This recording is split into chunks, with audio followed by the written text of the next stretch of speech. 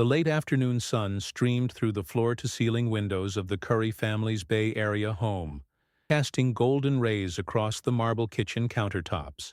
Ayesha moved gracefully between the stove and island, her hands working methodically as she prepared one of Stephen's favorite meals, herb-crusted salmon with roasted vegetables and her signature garlic mashed potatoes. The house felt unusually quiet for a Tuesday evening. Their 3 children were at Ayesha's mother's house for the night, a rare arrangement that Stephen had specifically requested. "Just us tonight," he had said that morning, kissing her forehead before heading to practice. "Like old times."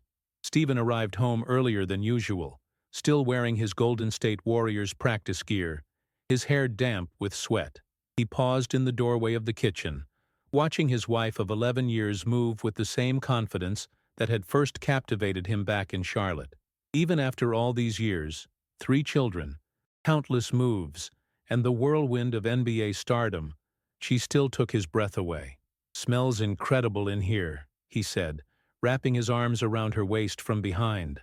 Ayesha leaned back into his chest, feeling the familiar comfort of his embrace. "Go shower. Dinner will be ready in 20 minutes. "Actually," Stephen hesitated, his voice carrying an unusual tension. "There's something I need to get first. Something upstairs." Ayesha turned in his arms, studying his face. After 11 years, together she could read his expressions like her favorite cookbook. This wasn't his usual playful demeanor, or even the focused intensity he carried after tough practices.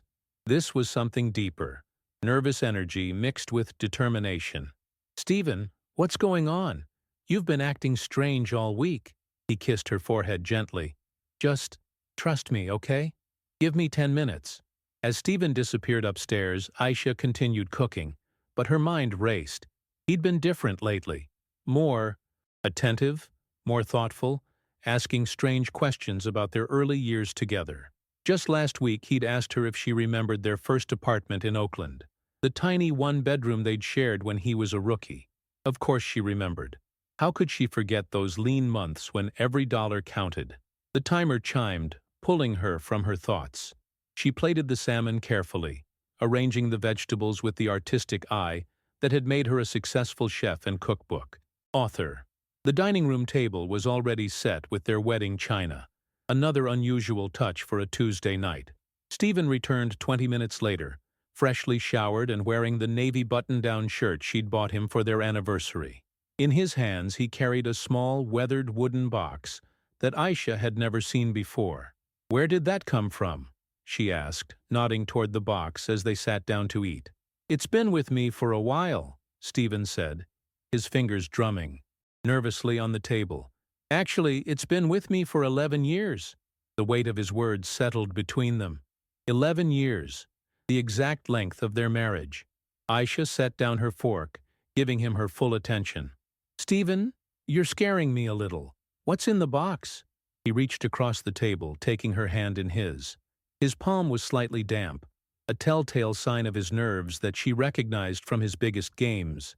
"Ayesha, you know I love you more than basketball. More than anything in this world, right?" "Of course I do." Her voice was barely above a whisper. "And you know that everything we've built together, this house, our family, our life, it's all because we've been a team from day one." She nodded, her heart beginning to race. Stephen lifted the wooden box, turning it over in his hands. The wood was worn smooth, as if it had been handled countless times over the years. "What I'm about to show you, I should have told you years ago, but I was young and proud, and I thought I was protecting you. I thought I was doing the right thing. Stephen, please, just tell me what's going on." He opened the box slowly. Inside, nestled in faded blue velvet, was a folded piece of paper, yellowed with age, and something small wrapped in tissue paper. Stephen lifted out the letter first, his hands trembling slightly. "This," he said, holding up the letter, "is something I wrote to you 11 years ago, right after we got married, right after I almost lost you." Ayesha's breath caught in her throat.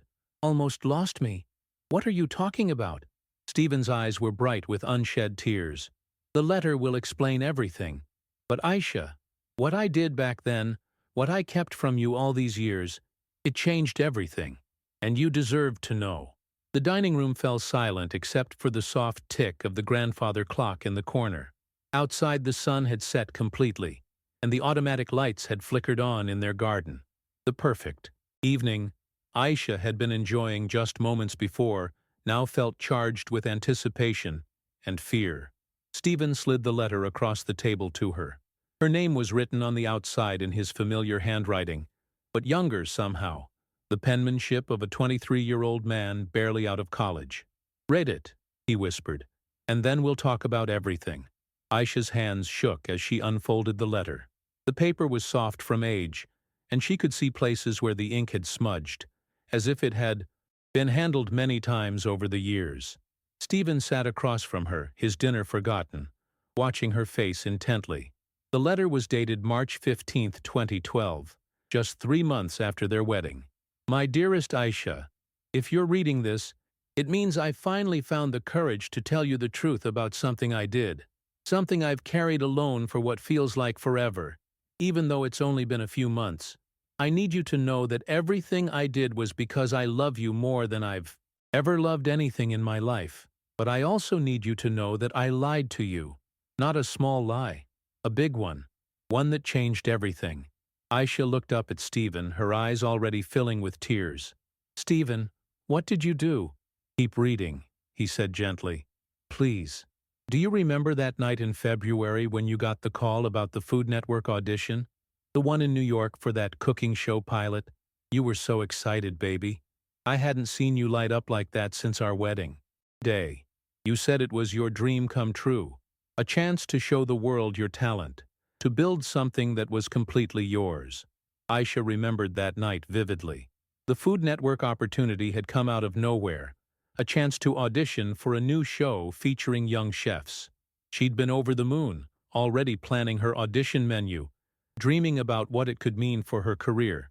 But then you got that second call, the one that crushed you.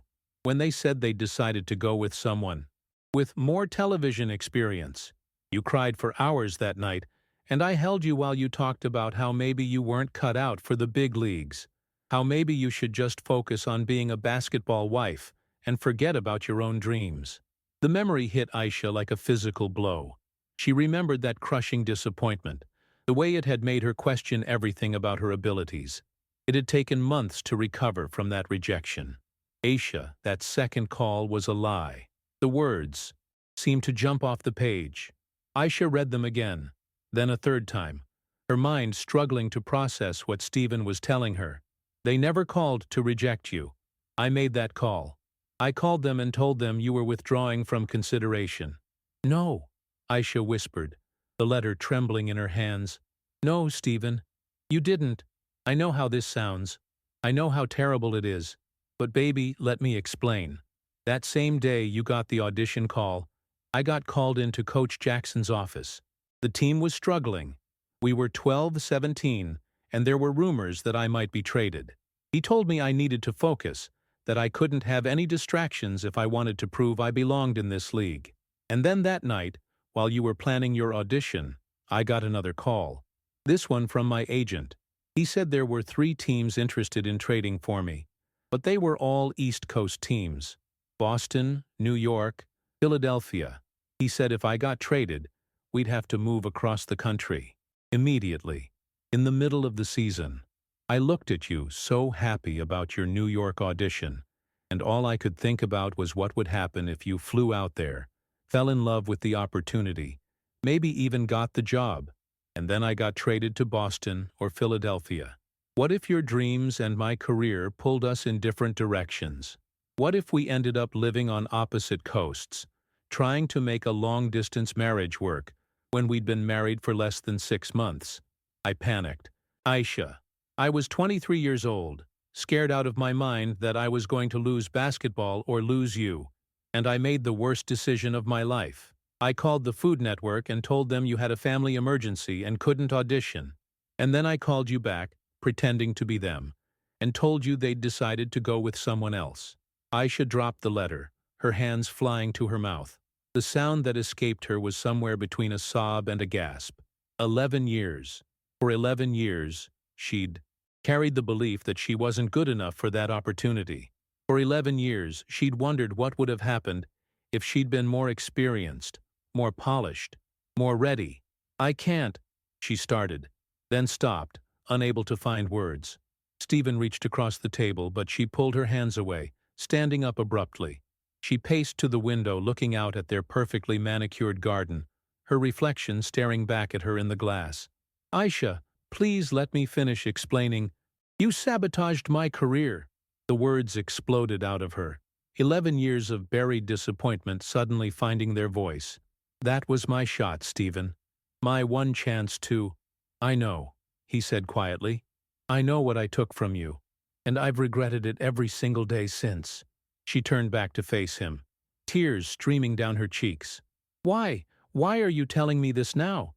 Why not keep your secret forever since you've managed to hide it for 11 years? Stephen stood up slowly, walking to where she stood by the window. "Because 3 weeks ago I got a call that changed everything." He reached into his pocket and pulled out his phone, scrolling to a saved email. "Food Network called me, Ayesha. They want to offer you your own show. A full series, not just a pilot.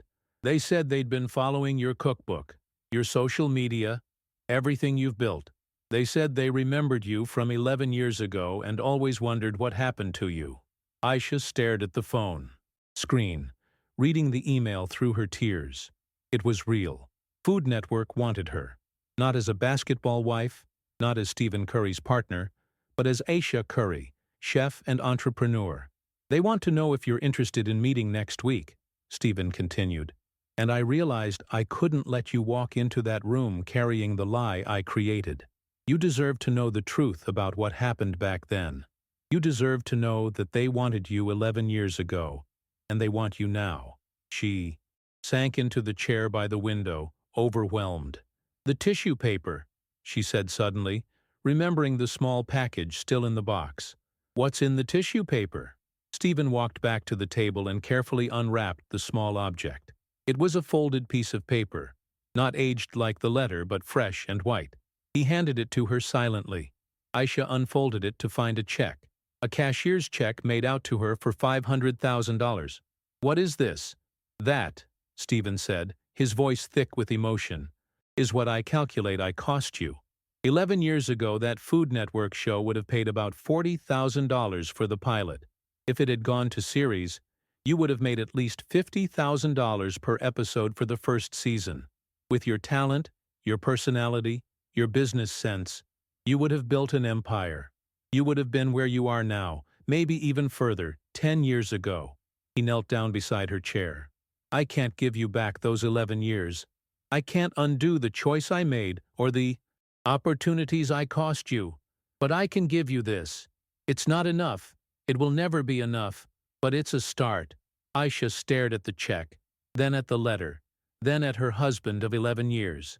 The man she'd built a life with, had children with, supported through championships and defeats. The man who had just admitted to betraying her dreams at the very beginning of their marriage. "I don't know what to say," she whispered. "You don't have to say anything tonight," Stephen said. "But I need you to know something else. The reason I'm telling you this now, the reason I can't keep this secret anymore, it's not just because of the Food Network call." He took her hands gently. "It's because watching you build your business these past few years, seeing you find success on your own terms, seeing you become the incredible woman you are, it's made me realize that you would have been amazing 11 years ago too. You didn't need more experience or more polish. You were ready then. And I stole that from you because I was scared and selfish and young." The grandfather clock chimed 9 times in the distance. Their perfect dinner sat cold on the table, forgotten in the wake of Stephen's revelation. "I need time," Ayesha said finally. "I need time to process this." "Of course. Take all the time you need." She stood up, clutching the letter and the check. "I'm going to our room. I need to be alone for a while." As she walked toward the stairs, Stephen called out softly, "Ayesha?" She turned back. "I'm sorry. I'm so sorry." She nodded once, then disappeared upstairs, leaving Stephen alone in the dining room with the weight of his confession and the uncertainty of what came next. Ayesha sat on the edge of their bed, The letter spread out beside her and the check still clutched in her trembling hands. The house felt impossibly quiet. No children laughing, no television murmuring in the background, just the sound of her own ragged breathing and the distant clatter of Stephen cleaning up their abandoned dinner downstairs. She read the letter again, slower this time, trying to understand the 23-year-old man who had made such a devastating choice. The Stephen she married had been confident on the basketball court, but uncertain about everything else. Their future, his place in the NBA, whether he was worthy of the love she offered so freely. She remembered those early months of marriage, how he'd wake up in cold sweats about potentially being traded, how he'd question whether he was good enough to build the life they dreamed about together. But knowing his fears didn't make the betrayal hurt less. Her phone buzzed with a text from her mother. "Kids are asleep. Riley wants to FaceTime you before bed tomorrow. Hope you and Stephen enjoyed your date night." Date night. The irony wasn't lost on her. This was supposed to be a romantic evening, a rare moment of intimacy in their busy lives. Instead, it had become the night her marriage fundamentally shifted. She heard Stephen's footsteps on the stairs, slow and hesitant. He paused outside their bedroom door. She could see his shadow in the gap underneath, but he didn't knock. After a few moments, she heard him continue down the hall to the guest room. That small gesture, giving her space without being asked, reminded her of why she'd fallen in love with him in the first place. Even in his mistakes, Stephen tried to do right by her. Ayesha walked to their ensuite bathroom and caught sight of herself in the mirror. Her makeup was smudged from crying, her carefully styled hair disheveled. She looked like someone who'd been turned inside out, and she supposed that's exactly what had happened. She thought about the Food Network opportunity from 11 years ago. At the time, she'd been crushed by the rejection, but she'd eventually channeled that disappointment into determination. She'd started her food blog, built a social media following, written cookbooks, launched her own restaurant. Every success had been seasoned with the memory of that early failure, the belief that she'd needed to work twice as hard to prove herself worthy of opportunities she'd once been denied. Except she hadn't been denied. She'd been sabotaged by the person who was supposed to champion her dreams above all others. The anger came in waves. One moment she felt heartbroken, the next furious, then confused, then grateful that he'd finally told her the truth. The emotional whiplash was exhausting. Around midnight, she heard a soft knock on the door. "Ayesha, I made you some tea. Your favorite? Chamomile with honey." She didn't answer, but she heard him set something down outside the door and walk away. After a few minutes, she opened the door to find a steaming mug and a small note. "I love you. I'm sorry. Take all the time you need." The tea was perfect. Exactly the right temperature. Exactly the right amount of honey. After 11 years, he knew exactly how she liked it. This small act of care, in the midst of everything, made her cry again. She settled back on the bed with the tea and pulled out her laptop. Before she could stop herself, she was Googling Food Network 2012 cooking show pilot. She found old press releases, casting calls, promotional materials for shows that had aired that year. She wondered which show she might have been part of, what her life might have looked like if Stephen hadn't interfered. But then she thought about their children, Riley, Ryan, and Cannon. If her career had taken off in 2012, if she'd been traveling for filming and building a television career, would they have had kids when they did? Would those three perfect little humans even exist? The thought stopped her cold. She couldn't regret Stephen's choice if it had led to their children. But she could regret the lie, the deception, the 11 years of carrying someone else's decision as her own failure. Her phone rang. It was her best friend Sidel, Stephen's sister. "Hey girl, I know it's late, but I couldn't sleep and... Ayesha? Are you crying?" "Sidel," Ayesha's voice broke. "Can you come over? I need to talk to someone and I can't talk to Stephen right now." "I'm on my way, 20 minutes. Sidel arrived in record time, still in her pajamas with a jacket thrown over them. She found Ayesha in the kitchen, making another cup of tea with shaking hands. "What happened? Are you and Stephen okay?" Ayesha handed her the letter without a word. Sidel read it twice, her expression shifting from confusion to shock to anger. "He did what?" Sidel's voice rose an octave. Ayesha, I'm going to kill him. I'm going to actually murder my own brother. Get in line, Ayesha said dryly, and despite everything, both women laughed. They talked until 3 in the morning. Sidel helped Ayesha process the betrayal, the complicated feelings of love and anger, the question of what came next. She also offered perspective that only a sister could provide. You have to understand, Sidel said. Stephen was terrified back then. Not of basketball, he was always confident about basketball, but of losing you. He'd never loved anyone the way he loved you. He was convinced he wasn't good enough, that you'd realize you could do better. That doesn't excuse what he did. No, it doesn't. But it explains it. My brother made a terrible decision out of fear and love. That doesn't make it right, but it makes it human. What would you do if Dell had done this to you? Sidel was quiet for a long moment. I'd be furious. I'd probably need time apart to think. But ultimately, I'd have to decide if I could forgive him. If our marriage was strong enough to survive him being human and making a huge mistake. After Sidel left, Ayesha sat in their living room watching the sunrise through the bay windows. The same windows where just hours before she'd been excited about a simple dinner with her husband. Everything looked the same, but everything was different. She heard movement.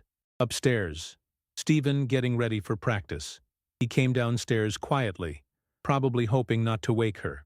When he saw her on the couch, he stopped. "Did you sleep at all?" he asked. "No. Did you?" "No." They looked at each other across the room.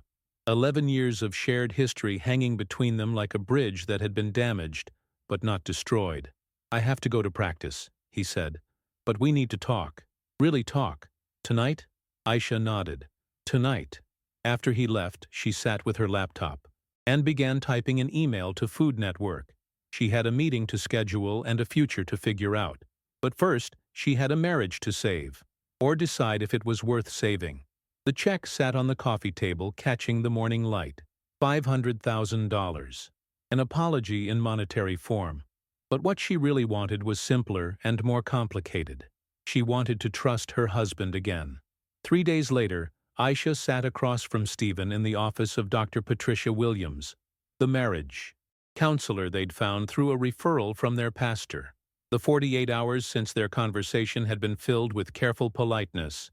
Stephen sleeping in the guest room, both of them focusing on the children when they were home, dancing around the elephant in the room that had fundamentally altered their relationship.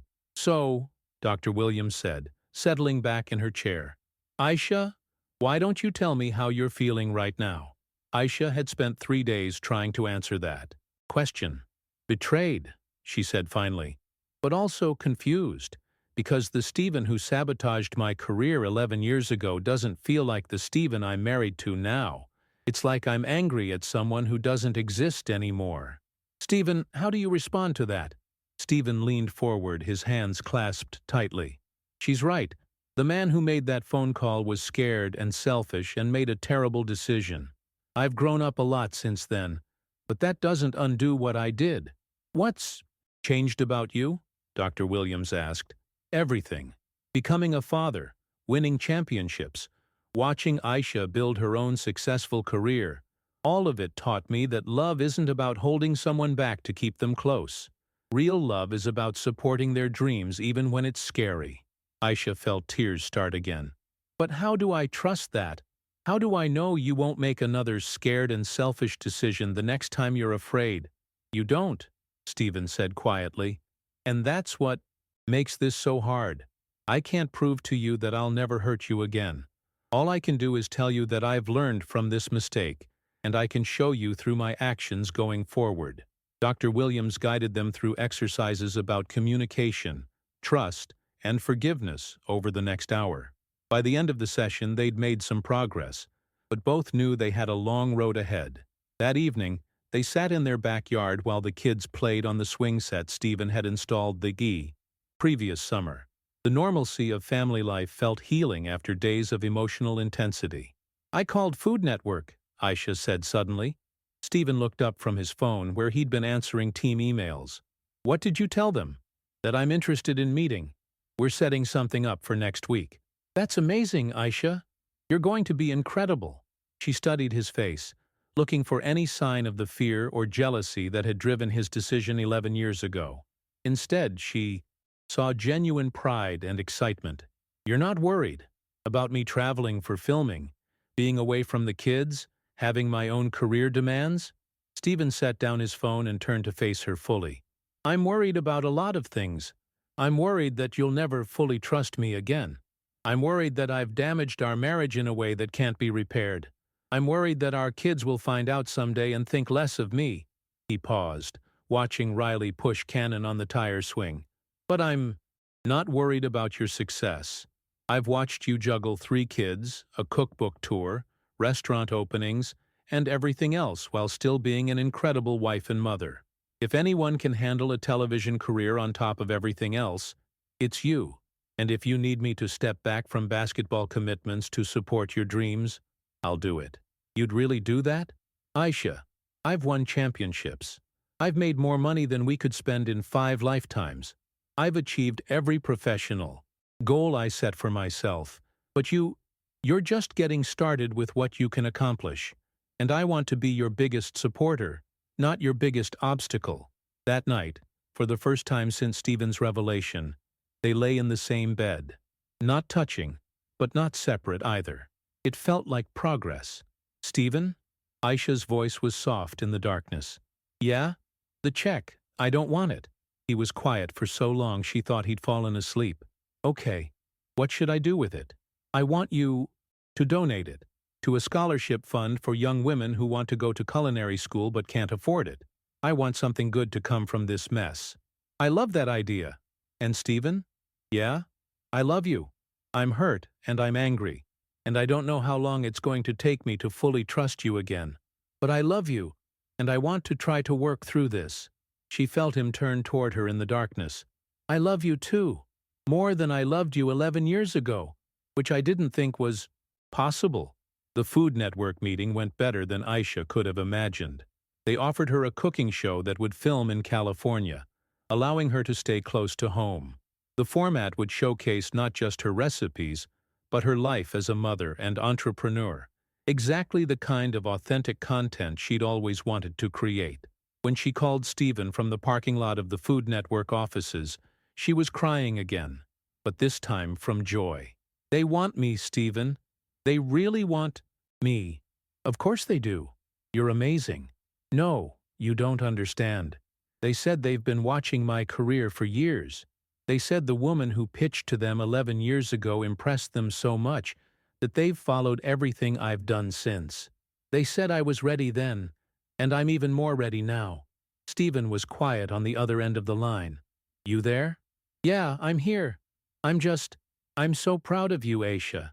And I'm so sorry for what I cost you." "I know you are. And Stephen, I forgive you." The words surprised her as much as they seemed to surprise him. She hadn't planned to say them, hadn't felt ready to say them. But sitting in that parking lot, having just secured the career opportunity she'd dreamed about for over a decade, she realized something important. Stephen's mistake had caused her pain, but it hadn't ultimately stopped her from achieving her dreams. If anything, the long road she'd taken to get here had made her stronger, more confident, more ready for the success that was coming. "Are you sure?" Stephen's voice was thick with emotion. "I'm sure. We still have work to do. I still need time to rebuild trust, but I forgive you." 6 months later, Ayesha's show, Home with Ayesha, premiered to record ratings. The first episode featured Stephen as a guest, and viewers were charmed by their authentic chemistry and obvious love for each other. In interviews, when asked about the secret to their successful marriage, Ayesha would always say the same thing. "We've learned that love isn't about being perfect. It's about being honest, even when honesty is hard. It's about growing together and supporting each other's dreams, even when those dreams feel scary." She never told the full story of Stephen's secret. That was theirs to keep. But she would often talk about the importance of second chances and the power of forgiveness, especially in marriage. The scholarship fund they established with Stephen's $500,000 check became one of their favorite philanthropic efforts. Every year they attended the graduation ceremony for that year's recipients, young women who were now equipped to chase their culinary dreams without financial barriers. And sometimes, late at night when the kids were asleep, and they were cleaning up the kitchen together, Stephen would catch Aisha's eye and mouth, "I'm sorry," across the room. She would nod and mouth back, "I know," and they would continue their evening routine, grateful for the hard-won peace they'd built together. Their love story wasn't perfect, but it was real. And sometimes, Ayesha thought, real was better than perfect anyway.